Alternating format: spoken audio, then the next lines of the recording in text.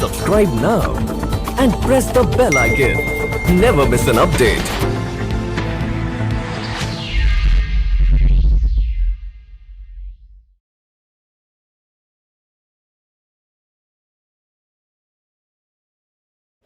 Good afternoon, everybody.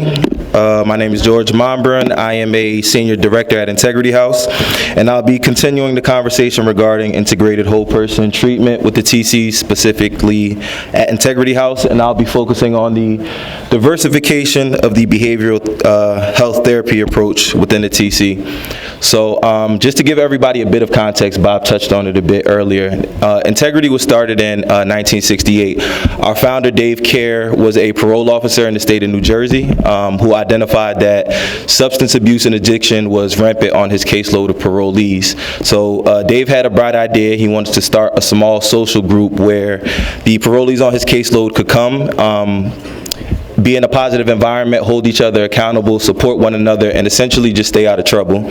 A couple of years later, that small social support group grew into an organization, Integrity House, and we implemented some structured programming and established our own TC. So the Integrity's origins as a therapeutic community are similar to the origins of the original therapeutic community in the sense that it was a self-help, mutual help approach that was formulated outside of mainstream psychology, psychiatry, counseling, and medicine. So we know that over the decades, addictions treatment has evolved exponentially, and we as the agency have had to enhance our services to make sure that we can meet the needs of the modern day client. So historically, individuals struggling with severe mental illness were not accepted into TCs. The therapeutic community approach of community as method was originally specific to substance abuse treatment, but again, modern day, a variety of treatment modalities have been implemented not only to address substance use disorder and co-occurring mental health disorders, but also the overall needs of the whole person. So we as an agency have had to reevaluate our clinical approach to treating our clients and some of the approaches that we've used in the past. So common approaches like psychodrama, where the intent is to internally transform experiences of embarrassment and powerlessness by reasserting a sense of control through dramatization acting. We saw that could potentially cause harm to our clients. Some of the TC methods, such as putting people online, putting people in the dump, giving haircuts, could potentially trigger traumatic experiences for our clients that they've experienced in the past. So as an agency, we made a commitment to establishing and fostering a trauma-informed environment. And the way that we went about doing that was adopting common evidence-based practices and mandating trainings for our staff, not just our clinical staff, but non-clinical staff as well. One of those trainings is motivational interviewing, which evolves from Carl Rogers' person-centered and client-centered treatment approach, where we're able to assist the client navigate through ambivalence to treatment and help them identify internal and external motivators for treatment. CBT, which I'm sure everybody's familiar with, a widely accepted approach with ample scientific evidence and proven methods that produce change. CBT is the preferred approach in psychotherapy because its effectiveness with a wide range of problems. Mindfulness therapy as well is something that we adopted over the past few years, and mindfulness therapy is a type of psychotherapy used to treat dysfunctional thoughts, patterns, and behaviors. This approach helps clients develop greater awareness of their thoughts, their emotions, feelings, surroundings, and situations to increase awareness. It also helps them avoid destructive automatic responses. EMDR. So this is another recent initiative that we've embarked on, and implementation of eye movement desensitization reprocessing.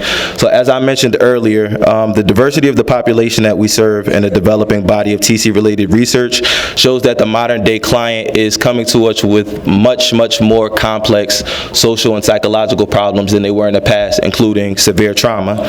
So with EMDR therapy, the therapy facilitates the accessing and processing of traumatic memories and other adverse life experiences to bring through adaptive resolutions. They focus on emotionally disturbing material and simultaneously focus on external stimulus.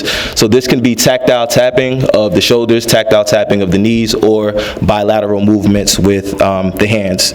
And as this happens, biological mechanisms involved in rapid eye movement or REM sleep arise, and the client begins to process the memories and the disturbing feelings.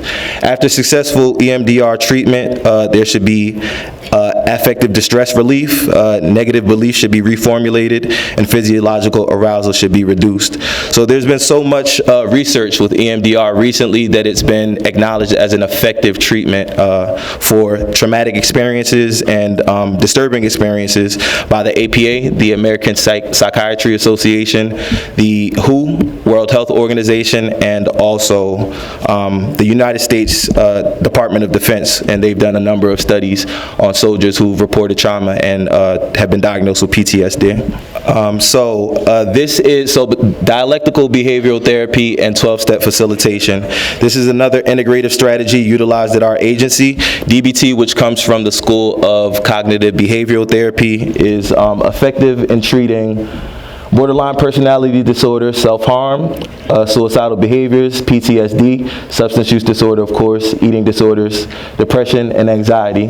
12-step facilitation, we do not identify as a 12-step program, but there are principles of the 12 steps that we incorporate into our treatment modalities. And you can see here just the marrying of an evidence-based practice with a more established treatment model that was established a long time ago gives us a better approach to treating our clients. And that is it for me. So the last thing I wanted to say in closing was, I don't think Faden is in here, but Faden said something on Friday that really stuck with me. He said that we have an ethical obligation to do what's best for our clients, not what we think is right for our clients. So at Integrity, one of our strategic goals, one of our most recent strategic goals was preserving the TC model. And just as important as it is to preserve the TC model, it's just as important for us to implement and incorporate evidence-based, research-backed, and scientific-backed approaches to treat our clients.